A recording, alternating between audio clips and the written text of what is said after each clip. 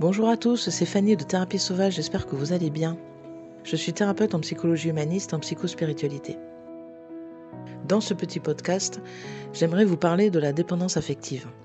C'est un sujet qui touche énormément de personnes. Beaucoup de personnes d'ailleurs ne sont pas conscients qu'ils sont dépendants affectifs. Ils prennent ça pour de l'amour, de la dévotion, alors que c'est de la dépendance. Donc pour vous donner quelques petites clés, quand on est dans l'amour, on veut le bonheur de l'autre. Quand on est dans la dépendance, on veut le bonheur de l'autre, mais avec soi. On veut l'autre, on a besoin de l'autre. Quand l'autre n'est pas là, on n'est pas bien. Quand l'autre est là, on est bien. Quand on est dans un vrai lien d'amour, et qu'il n'y a que de l'amour, on veut que l'autre soit bien, on n'est pas dépendant de l'autre. Si l'autre n'est pas là, notre vie continue. Juste penser qu'il va bien et qu'on l'aime nous suffit à nous nourrir le cœur. Voilà, celui qu'on aime, il va bien. Super. Quand on est dans la dépendance affective, oui, il va bien, mais il est où? Et il revient quand? Et il m'aime? Il est avec quelqu'un d'autre? Et qu'est-ce qu'il fait là? J'ai l'impression qu'il m'aime moins qu'avant, non? On est dans une peur et dans une anxiété.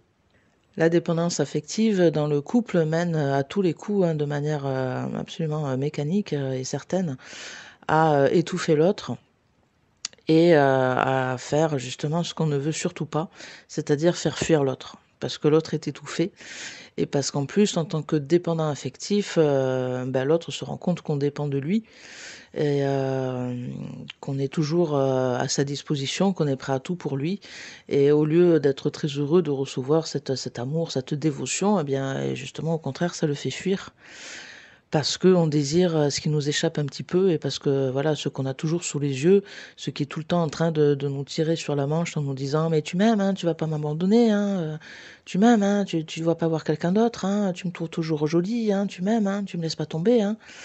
Eh ben oui, au bout d'un moment là, ça éteint l'amour quoi, parce qu'on n'a plus, on ne peut pas désirer quelque chose qui est tout le temps sous notre nez et qui est tout le temps en demande, comme un enfant qui demande à ses parents de l'amour. Donc une des clés pour comprendre la dépendance affective est de comprendre que ce mécanisme en fait vient de l'enfance, comme toujours d'ailleurs. Donc quand nous étions enfants, nous avons manqué d'amour parfois nous avons été aimés, mais le lien d'amour que nous avions avec nos parents n'était pas sécurisant, n'était pas sûr. Et lors de notre enfance, nous n'avons pas eu la sécurité affective dont nous avions vraiment besoin pour nous épanouir. Donc l'enfant grandit avec une sorte de vide intérieur en lui, avec un gros point d'interrogation, ou comme je dis souvent à mes clients, c'est un peu comme un puzzle, où il y a une pièce manquante. Il y a une pièce qui n'a pas été donnée par les parents, même si les parents étaient très gentils et ont essayé d'aimer comme ils pouvaient, mais ils n'ont pas su apporter la sécurité affective qui est presque vitale en fait pour l'épanouissement d'un enfant. Donc l'enfant grandit avec cette pièce manquante et il comprend en grandissant que cette pièce ne lui a pas été donnée par ses parents. Donc lui, il comprend que ce qui lui manque à l'intérieur, ça devait lui être donné par l'extérieur. Et donc il va naturellement chercher à l'extérieur quelqu'un qui pourra enfin lui donner cette pièce manquante qui pourra lui permettre d'être complet. Et donc cette pièce, c'est l'amour. C'est oui, je t'aime tel que tu es. Oui, tu as une grande valeur. Oui, je t'aime d'un amour inconditionnel. Que tu échoues, que tu réussisses, que tu sois beau, que tu sois moche, que tu grossisses, que tu maigrisses, je t'aime. Même si tu me déçois parce que tu fais quelque chose, ça ne change rien à l'amour que j'ai pour toi. C'est un amour inconditionnel. Donc voilà ce qui manque aux dépendants affectifs. Enfin, en tout cas, ce qu'ils croient, en fait, qui leur manque. Mais c'est assez vrai parce que bien souvent, ils n'ont pas eu cet amour-là quand ils étaient petits. Donc cette pièce manquante, en fait, cette validation, en fait, parce que c'est ça, en fait, ce dont a besoin l'enfant, c'est de la validation de ses parents, qu'il existe, qu'il a une valeur inestimable, qu'il mérite d'être aimé de façon inconditionnelle, qu'il est important et qu'il peut être une priorité. Donc sans cet apport-là, sans cette pièce, en fait, que doivent donner les parents, eh bien l'enfant grandit et devient un adulte avec un vide en lui, qu'il va chercher à combler par l'extérieur. Et c'est là qu'est l'erreur, justement. Donc il va chercher à combler ça par l'extérieur, par des rencontres, et il va toujours être en demande en fait de cet amour qu'il aurait dû avoir quand il était enfant. Et il va se sentir légitime en plus de cette demande, parce qu'il va se dire mais moi j'ai pas eu d'amour, donc moi je devrais passer avant tout le monde, parce que moi mes parents, j'ai pas eu d'amour de mes parents, donc laissez-moi passer, j'ai besoin vraiment d'amour quoi. Le problème c'est que même s'il trouve quelqu'un qui lui donne de l'amour, déjà premièrement ce n'est plus un enfant. Donc s'il n'a pas eu cet amour inconditionnel dont il avait besoin pour se développer quand il était enfant, eh bien maintenant qu'il est adulte, trop tard. Il n'est plus un enfant, il est un adulte. Donc il ne peut pas demander à d'autres adultes de l'aimer comme des parents aimeraient leurs enfants. Donc en prenant ce positionnement d'enfant, en demande d'attention, en demande d'amour, en demande d'être tout le temps rassuré, eh bien il va faire fuir l'autre qui ne se met pas en couple pour être le parent de son compagnon, mais pour être bien deux adultes qui relationnent et qui s'échangent de l'amour et qui se soutiennent l'un et l'autre, mais qui gardent quand même une certaine liberté individuelle et qui gardent un espace individuel. Le deuxième problème dans la dépendance affective, qui est aussi une erreur, à chercher à l'extérieur, c'est que même si on trouve quelqu'un qui va nous aimer, qui va nous rassurer, qui va être présent, qui va nous envoyer 10 textos par jour, il y aura toujours un petit quelque chose qui va nous angoisser. Et il m'envoie 10 textos par jour, mais avant, il me mettait gros bisous et maintenant, il met que bisous. Donc, ça m'inquiète un peu, ça. D'habitude, il m'écrivait à 12h12 et là, il m'a écrit à 12h45. Donc, peut-être qu'il voit quelqu'un d'autre et qu'il va me quitter et voilà. Donc, le dépendant affectif, en fait, n'est jamais tranquille. Il a toujours besoin de plus. Et donc, il va étouffer l'autre qui va le fuir, et il va demander plus pour encore plus se rassurer parce que l'autre le fuit, et du coup, l'autre va le fuir encore plus jusqu'à la rupture. Où là, ça va être une grande souffrance parce qu'il va revivre ses traumatismes d'enfant qui est abandonné par ses parents. Et donc, il va être dans une grande détresse émotionnelle et il va être prêt à tout pour récupérer son objet d'amour qui est le partenaire qu'il a quitté. Donc il va supplier, il va harceler, il va pleurer, il va faire du chantage au suicide, il va être prêt à tout pour récupérer cet amour, qui pourtant ne lui suffisait pas finalement et qui pourtant ne le nourrissait pas. Donc le dépendant affectif, en fait, se condamne lui-même à faire fuir ce dont il a le plus besoin. C'est-à-dire que quelqu'un qui va l'aimer, il va tellement l'étouffer, il va tellement lui demander sans jamais être assez rassasié, qu'il va le faire fuir. Donc il repousse ce qui lui manque le plus. Tel est le paradoxe justement de la dépendance affective. Et voilà pourquoi elle est très dure à soigner. Donc déjà, le dépendant affectif doit apprendre à différencier l'amour de la dépendance affective. Alors attention, on ne peut pas dire qu'on est dépendant ou on aime. Bien souvent, il y a vraiment de l'amour, du vrai amour, et par-dessus, la dépendance affective va venir se coller et va venir littéralement pourrir la relation, à cause justement du comportement de dépendant, en fait, à l'autre. Parfois, on croit que c'est de l'amour alors que c'est simplement de la dépendance affective. Et qu'on se rend compte que si on est vraiment honnête, on veut plus que l'autre reste avec soi plutôt que son bonheur. Si l'autre doit sacrifier son bonheur mais qu'il reste avec nous, on sera OK avec ça. Parce qu'on a tellement peur que l'autre nous quitte qu'on est prêt à tout, je dis bien à tout, pour qu'il reste avec nous. Mais où est l'amour quand on en est là ? Déjà, l'amour pour l'autre, quand on aime quelqu'un, on n'a pas envie de l'enfermer, on a envie qu'il mène sa vie et qu'il soit heureux. Et deuxièmement, l'amour pour soi. Quand on s'aime soi-même, on se protège un minimum, on essaie d'avoir un minimum de dignité, de pas trop être en demande. On a quand même un peu d'ego et du coup, c'est là où l'ego peut servir quand même. On n'aime pas supplier, sachant que quand on supplie, on fait encore plus fuir l'amour. Quelqu'un qui supplie n'est absolument pas désirable. Au pire, il fait pitié, mais la pitié n'inspire pas l'amour, malheureusement. Donc une des premières clés pour comprendre la dépendance affective et essayer de s'en sortir est de comprendre que ce vide que l'on a à l'intérieur de nous ne peut être comblé par l'extérieur. Il faut arrêter de chercher quelqu'un à l'extérieur ou quelque chose, parce que les dépendants affectifs ont aussi tendance à évidemment avoir des dépendances au niveau des addictions, des drogues, de l'alcool, parce qu'ils cherchent à combler ce vide par l'extérieur. Donc la première des choses à comprendre, c'est que ce vide intérieur, on ne peut le combler que de l'intérieur. Cet amour que l'on cherche à l'extérieur, on doit le trouver à l'intérieur de soi. Alors oui, ça a l'air complètement abstrait ce que je dis, si on n'a pas eu d'amour déjà quand on était enfant, mais comment on va faire pour s'aimer soi-même ? Eh bien, on n'a pas trop le choix en fait.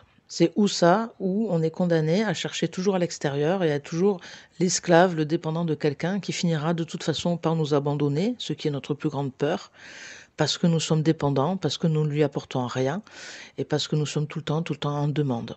Et parce que nous ne le respectons pas dans son libre arbitre et dans son espace individuel. Donc la première des choses à comprendre est qu'il faut vraiment arrêter de chercher à l'extérieur, je le redis.